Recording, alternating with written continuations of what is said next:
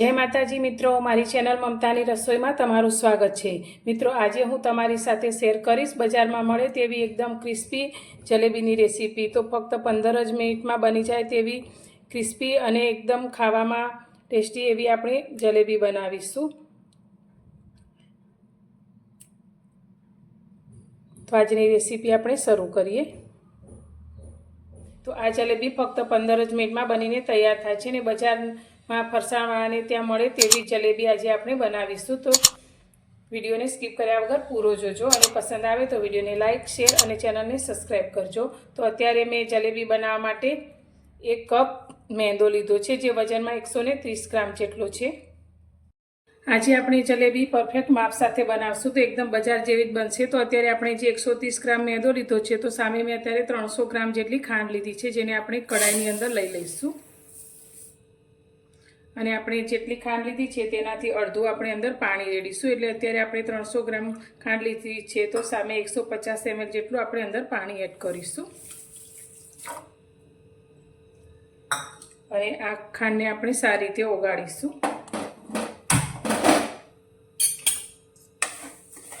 પાણીમાં ખાંડ આપણી સારી રીતે ઓગળી ગઈ છે તો અત્યારે જલેબીની ફ્લેવર માટે મેં એલચીનો પાવડર લીધો છે, અડધી નાની ચમચી જેટલો, તે અંદર એડ કરીશું।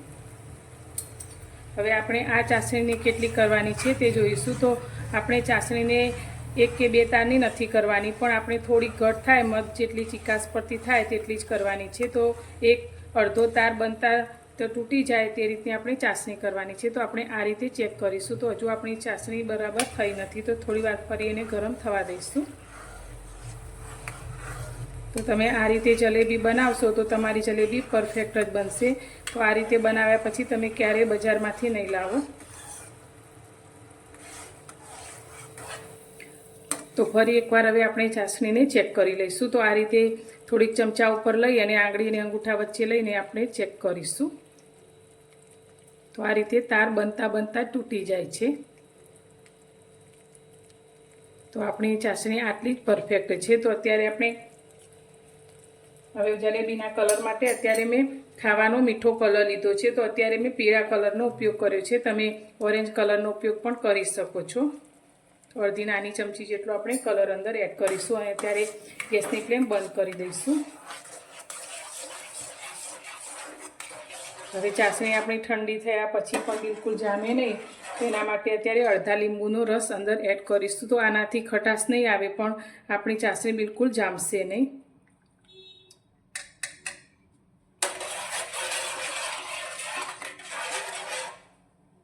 હવે આ ચાસણીને આપણે થોડીવાર માટે સાઈડમાં મૂકીશું।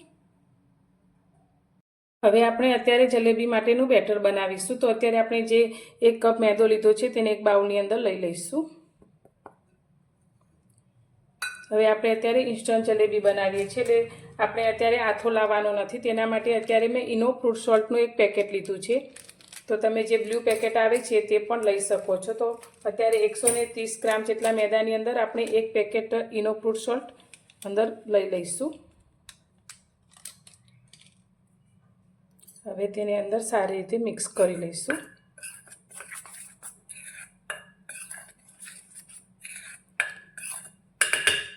हवे आमां आपणे थोडुं थोडुं पाणी एड करी अने तेनुं घट एवुं बेटर तैयार करीशुं। तो एकदम ढीलुं पण नहीं अने एकदम कठण ना थई जाय ते रीते आपणे तेनुं बेटर तैयार करवानुं छे। तो अत्यारे आपणे हाथना उपयोगथी ज आ बेटर तैयार करीशुं। तो आनी अंदर अत्यारे आपणे 1 चमची जेटલું घी उमेरीशुं, जेनाथी आपणी जलेबी एकदम सरस एवी क्रिस्पी तैयार थशे।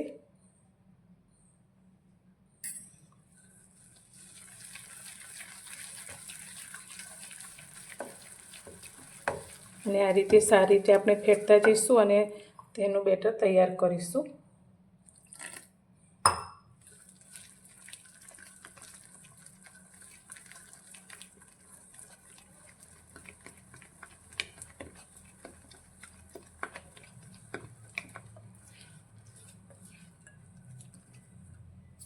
तो बेटर आपणे तैयार करी लीधुं छे। तो आ रीते हाथमांथी नीचे पड़े तो रिबीनना जेम पड़े तेवुं आपणे तैयार करवानुं छे। तो एकदम पातळुं पण ना थई जाय तेवुं आपणे ध्यान राखीशुं अने तेने तैयार करीशुं।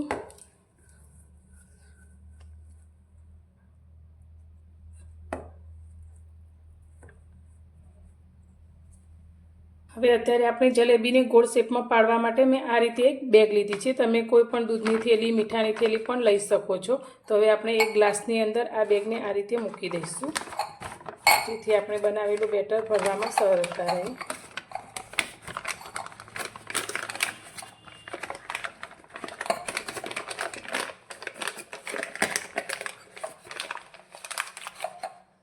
હવે બનાવેલા બેટરને આપણે થેલીની અંદર લઈ લઈશું.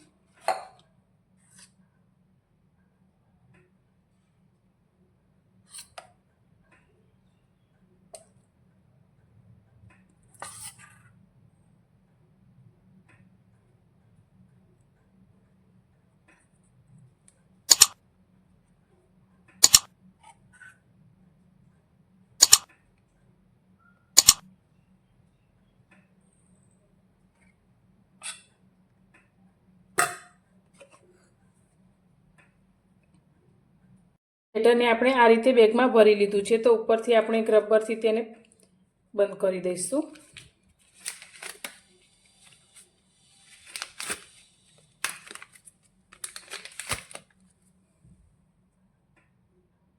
જલેબીને તળવા માટે મેં ગેસ પર આ રીતે એક પેન રાખ્યું છે. તો જ્યારે પણ આપણે જલેબી તળવાની હોય ત્યારે આ રીતે થોડું ફ્લેટ હોય એવા જ વાસણનો ઉપયોગ કરવાનો. વધારે ઊંડું વાસણ હશે તો જલેબી આપણી પરફેક્ટ નહીં બને.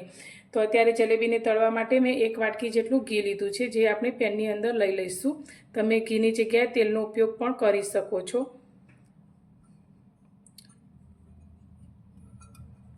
તો ઘી અથવા તેલ જે પણ લો તેને આપણે બહુ વધારે પડતું નથી ભરવાનું, પણ અડધાથી પણ નીચું રહે તેટલું જ અંદર ભરવાનું છે. હવે આપણે ગેસ ચાલુ કરી અને ઘીને સારી રીતે ગરમ કરીશું. હવે ઘી આપણું ગરમ થાય છે ત્યાં સુધી આપણે જે બેટર બેગમાં ભર્યું છે તેને આપણે કટ લગાવીશું. તો પહેલાં આપણે એકદમ નાનો કટ લગાવીશું અને એકવાર આ રીતે એક પ્લેટની અંદર પાડીને જોઈશું. તો જલેબી આપણી એકદમ પાતળી પણ ના થવી જોઈએ અને એકદમ જાડી પણ નહીં.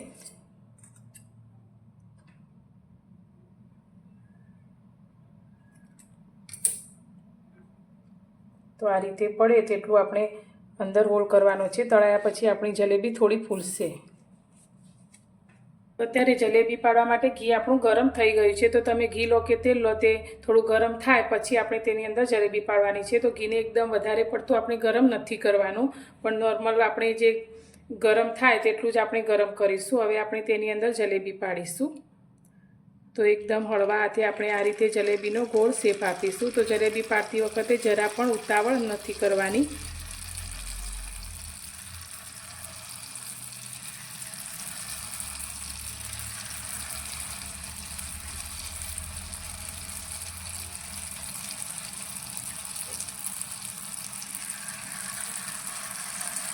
તો એકદમ હળવા હાથે તમે આ રીતે જલેબીને શેપ આપશો એટલે એકદમ ગોળ એવો શેપ બનીને તૈયાર થશે.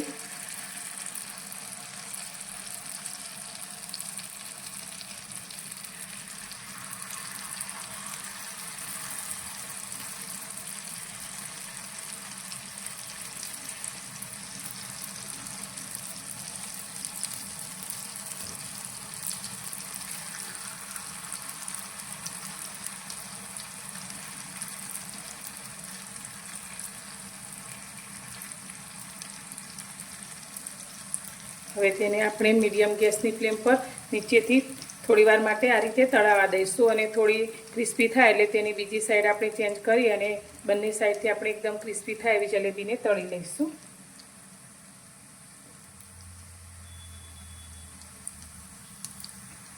તો હવે આપણે જલેબીની આ રીતે બીજી સાઈડ પણ ફેરવી લઈશું.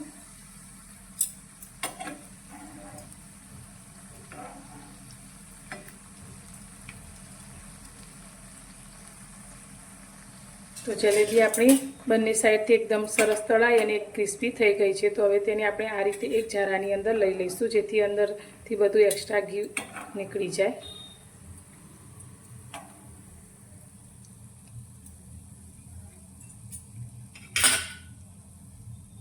હવે આપણે જે ચાસણી તૈયાર કરીને રાખી છે તેને એકદમ ઠંડી પણ ના રાખવાની અને ના તો એકદમ વધારે પડતી ગરમ. તો નોર્મલ આપણી ચાસણી હોય તેમાં આપણે આ જલેબીને અંદર લઈ લઈશું. તો ચાસણીને અત્યારે મેં થોડી ગરમ કરી લીધી છે. તો જલેબી તેની અંદર લઈ લઈશું.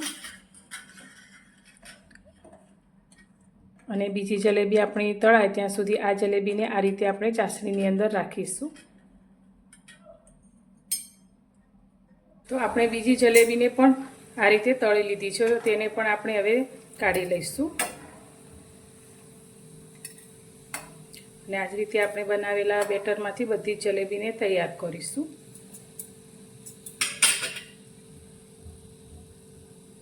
હવે આપણે પહેલાં ચાસણીમાં લીધેલી જલેબીને કાઢી લઈશું. તો એકદમ સરસ રસ ભરેલી આપણી જલેબી તૈયાર થઈ છે.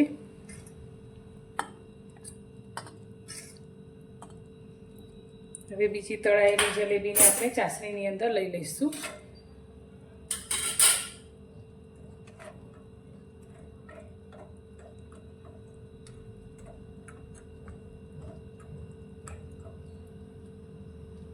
મિત્રો તૈયાર છે આપણી બજાર જેવી એકદમ ક્રિસ્પી અને રસ ભરેલી જલેબી. તો તમે જોઈ શકો છો એકદમ ક્રિસ્પી આપણી જલેબી બનીને તૈયાર થઈ છે અને અંદરથી એકદમ રસ ભરેલી.